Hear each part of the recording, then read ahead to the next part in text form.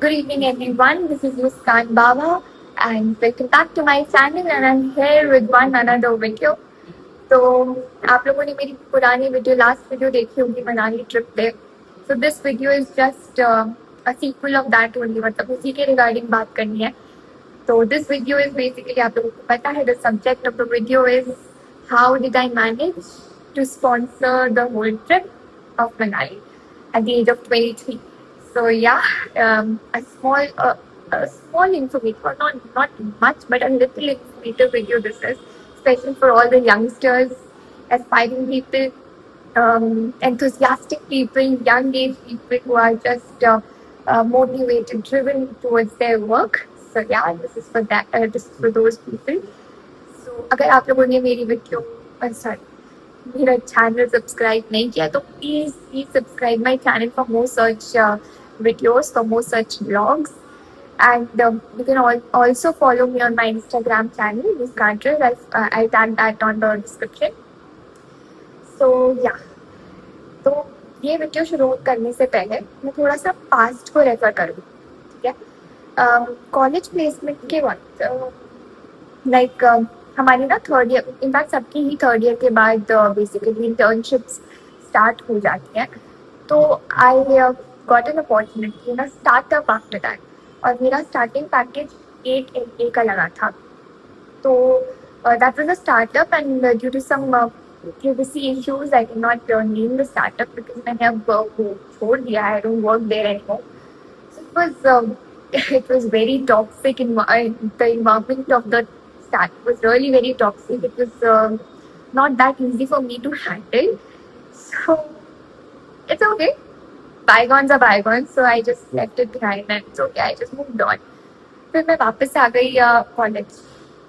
मैं 2 महीने डीबार्ट रही बिकॉज मेरे कॉलेज की प्लेसमेंट पॉलिसी थी that if you leave an internship बीच में, then you'll be debarred from other placement rights. तो मैं debarred हो गई थी 2 महीने तक के लिए. तो then WNS came in my college placement, into my college placement. तो WNS उस समय बहुत ज़्यादा स्टार्टअप्स और सेल्स की कंपनी भी आ रही थी. तो WNS वाज, आई थिंक उस टाइम पे बहुत टाइम बाद एक MNC आई थी कॉलेज में. और उसके बाद WNS के बाद, मेरे निकलने के बाद बहुत सारी आई होंगी, I don't know about it. But उसके पहले भी आई थी, बट बहुत पहले, बहुत टाइम तक कोई MNC नहीं आई थी. तो उस टाइम पे माइंडसेट ये था कि अगर ये MNC हाथ से चली गई तो आई थिंक अब फिर पता नहीं कौन सी MNC आएगी भी या नहीं आएगी. फिर तो स्टार्टअप ज्वाइन करना पड़ेगा. And after the pathetic experience of startup join नहीं करना चाहती थी. तो इसीलिए फिर मुझे MNC ही ज्वाइन करना था.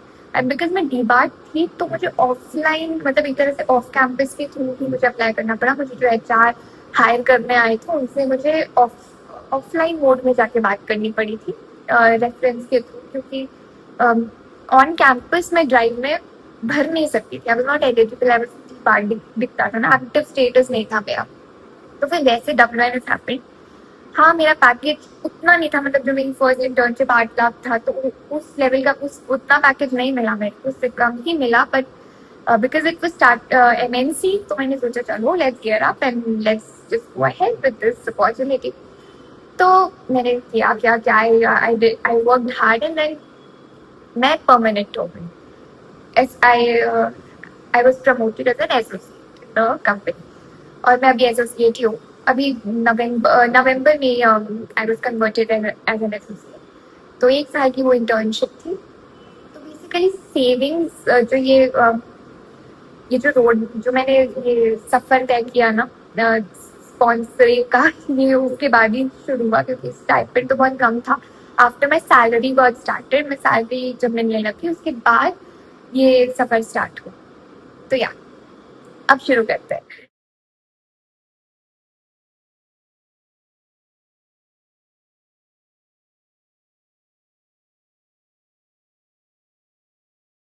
ये थोड़ा सा पास्ट रेफरेंस हो गया. अब कुछ की पॉइंट्स है, मतलब कुछ चीज़ें हैं जो मैंने फॉलो की है और आप लोग भी कर सकते हो अगर आप लोगों को पसंद आया। First is savings. इस एज में आप लोगों को ना सब करेंगे, SIP वगैरह तो कर ही देते हैं पेरेंट्स की, चलो SIP शुरू कर दो, बच्चा कमा रहा है। तो उसके अलावा सेविंग्स का कोई दिमाग में नहीं आता, क्योंकि इस एज में आप एकदम नया नया कमाना शुरू करते हो ना, ऐसा लगता है कि यार इतना अच्छा कमा रहे हैं, उड़ाओ भाई, अपना पैसा है, जहाँ मर्जी उड़ाओ, घूमो फिरो, मजे करो, पियो खाओ दोस्तों के साथ। तो उस माइंडसेट में रहते बच्चे, तो इस एज में सेविंग नहीं हो पाती। SIP वगैरह पेरेंट्स के प्रेशर पे शुरू कर देते हैं, बट सेविंग जो अलग से होता है ना, सैलरी एंड में जो बच के उसको फिर सेव करना, वो यूजुअली इस एज में नहीं करते हैं लोग। मैंने अपने कलीग्स को देखा जो मेरी एज के हैं, मेरे साथ के लोग, मेरे दोस्त, उनसे ही सुना है, तो बहुत कम ऐसे लोग हैं, बहुत फिल्टर्ड ऐसे इस एज के लोग हैं मेरी एज के, जो सेविंग्स करते हैं, सेविंग्स पे बिलीव करते हैं। तो मेरे एक फ्रेंड ने मुझे समझाया, मैं भी पहले नहीं करती थी शुरुआत में, बट फिर मेरे फ्रेंड ने मुझे समझाया कि सेविंग्स कितनी इंपॉर्टेंट है। SIP वगैरह के अलावा you should save some amount after at the end of the month. उससे बहुत ज़्यादा फ्यूचर में हेल्प होती है। अब अपना कुछ खरीदना ही है छोटा सा, तो EMI पे खरीदने के बजाय if you have amount, save good bunch of amount, then of course आप डायरेक्टली दे सकते हो। तो EMI के जरिए क्यों जाना, तो सेविंग्स इज बेटर ऑप्शन। अभी से सेविंग्स की आदत डालो। तो मुझे उसकी बात बहुत अच्छी लगी कि उसने सेविंग्स के थ्रू बहुत अच्छा मुझे अपनी फैमिली के लिए किया। So I was like okay, I should also start saving.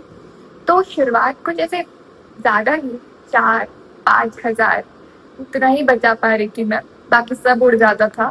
तो but still I started from that.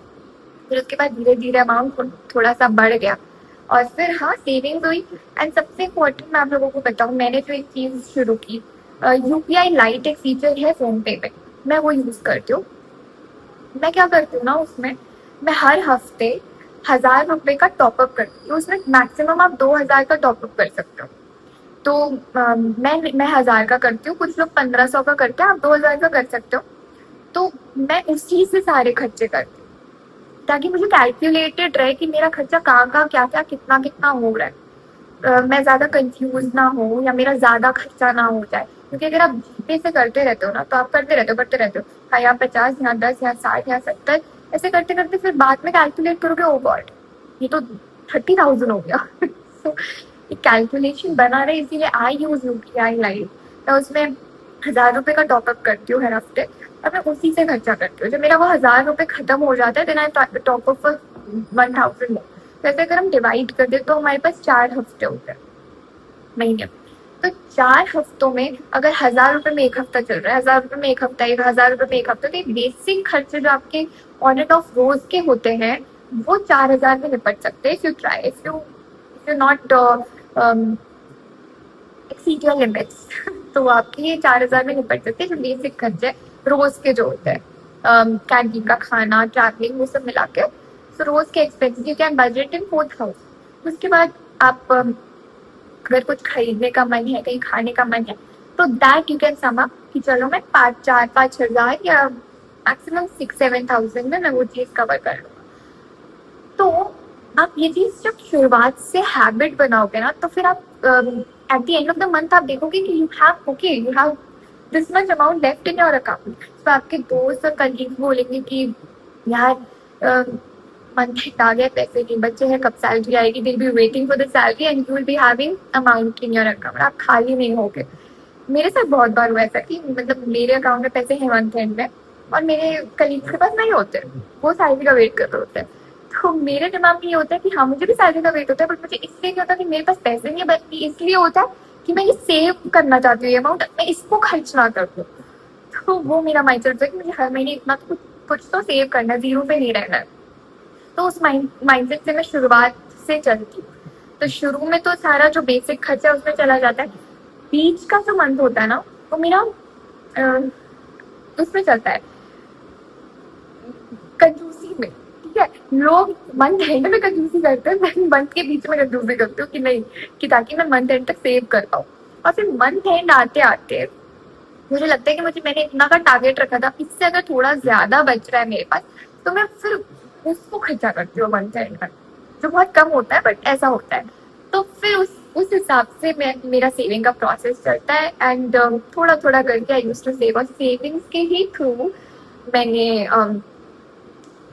मैंने ट्रिप स्पॉन्सर कर मैं ये ट्रिप स्पॉन्सर कर पाई ऑफ कोर्स कम्प्लीटली नहीं मतलब I was having a good amount but Manali is very very very expensive very much expensive actually और खासकर जब आप हाई पीक सीजन पे चले जाओ तो ऑफ कोर्स पापा ने भी किया है मैं अकेले नहीं कर सकती थी but yes a good amount if I से अ गुड अमाउंट का मैंने किया था एक्सपेंस मतलब बेसिकली जितना होता है ना वहाँ का ट्रैवलिंग इनर ट्रैवलिंग मतलब आप बस स्टैंड से होटल होटल से जहाँ पे भी आप साइट सीइंग के लिए जा रहे हो फिर वापस से आपको होटल से bus stand at the end of your trip वो जो कैब सर्विस हो गई आपका होटल का 4 दिन का खर्चा हो गया आपका होटल में मील इंक्लूड हो गया आपके पैकेजेस इंक्लूड हो गए आपके दिल्ली से मनाली मनाली से दिल्ली का ट्रैवल ये सारे जो बड़े बड़े एक्सपेंस थे वो मैंने किए थे बाकी वहाँ पे जो ऑन एंड ऑफ छोटे छोटे खर्चे हो ही जाते हैं you know Manali is a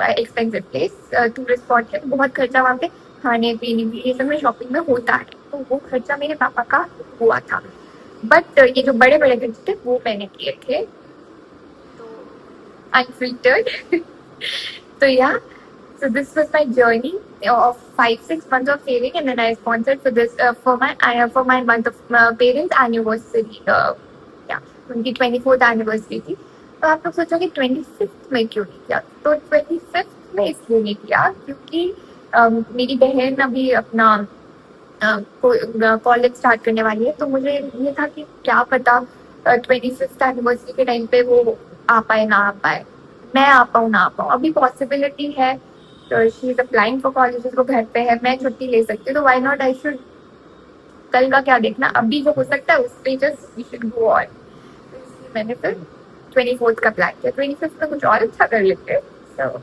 या दैट्स इट बाकी आप लोगों ने भी कुछ कुछ ऐसा किया हो अपनी फर्स्ट सैलरी से या अपने पेरेंट्स की एनिवर्सरी के लिए कुछ प्लान किया हो तो you can just share your story with us in the comment section and do like share and subscribe my YouTube channel for more such videos informative videos मैं बहुत कम बनाती हूँ एक बार पहले भी बनाई थी pros and cons for freshers sorry do's and don'ts for freshers तो वो बहुत उसमें बहुत अच्छा रिस्पॉन्स आया था हॉस्टल से रिलेटेड एक वीडियो बनाई थी उसमें बहुत अच्छा रिस्पॉन्स आया था तो मैंने सोचा एक और बनाती हूँ so yeah I hope you like the video do share your stories on the in the comment box. Okay.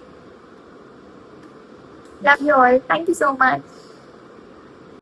Okay, so मैंने जो do's and don'ts for freshers बनाया था उसमें भी एक पार्ट मैंने ऐसे ही ऑफिस में बनाया था शूट किया था तो बहुत लोगों ने पूछा था एंड आप लोग भी सोच रहे होंगे दैट वेयर एम आई तो this is my mother's school और she owns the school and मेरी नेक्स्ट वीडियो इसी पे होगी मैं इस पूरे स्कूल का टूर देने वाली हूँ एंड उसके बाद इस पे आई थिंक एक दो वीडियोस और बनेंगी like a series it will be so yeah stay tuned for the next more such videos and subscribe my channel.